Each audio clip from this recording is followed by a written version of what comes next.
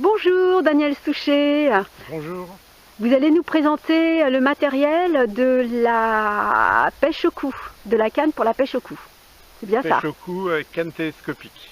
D'accord. Donc quand vous allez aller en magasin pour une dizaine d'euros, vous allez acheter une canne télescopique et généralement une ligne qui est vendue avec, complète. Canne télescopique, pourquoi on appelle ça télescopique? C'est parce que quand vous ouvrez le petit bouchon là, votre canne se déplie et tous les éléments rentrent les uns dans les autres. D'accord. Donc c'est télescopique. Ouais, je disais, vous allez acheter donc la canne. Pour une 4 mètres, vous en avez pour moins de 10 euros.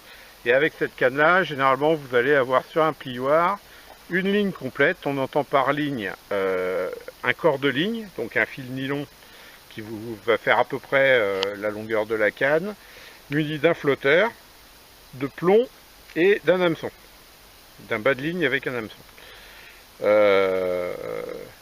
Les règles sont simples. On attache la boucle dans le petit bout qui est au bout de la canne, qui généralement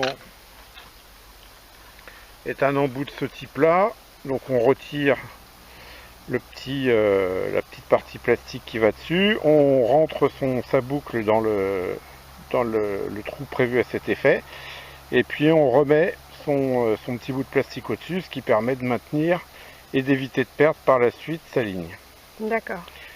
Donc forcément quand vous allez pêcher, selon les poissons que vous allez prendre et puis les petits accidents que vous pouvez avoir au début, à savoir emmêlage et se mettre dans un arbre ou dans une herbe, vous allez peut-être casser votre ligne. Il va falloir soit en racheter des lignes complètes, soit en refaire. Et pour ce faire, donc, on a besoin d'un certain nombre de matériel que j'ai mis sur la chaise, là, donc que vous pouvez voir. Donc vous aurez besoin de fils pour faire votre corps de ligne, donc c'est en bobine, mais il n'y a pas besoin de prendre des aussi grosses bobines que ça. Vous aurez donc des flotteurs à acheter de diverses formes et de divers poids. Donc les poids sont notés dessus à titre indicatif. Donc là par exemple vous avez du 0,75 grammes. Donc c'est le poids nécessaire pour le mettre en flottaison dans le bon ordre et pour pouvoir détecter les touches comme il faut.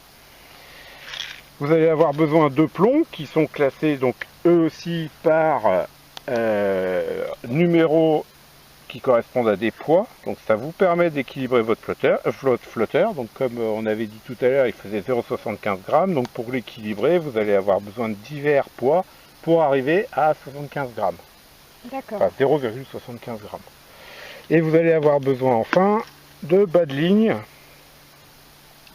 Donc les bas de ligne qui sont vendus en pochette, bon là c'est des pochettes de 10, mais avec des hameçons prémontés, ça évite d'avoir à monter les hameçons.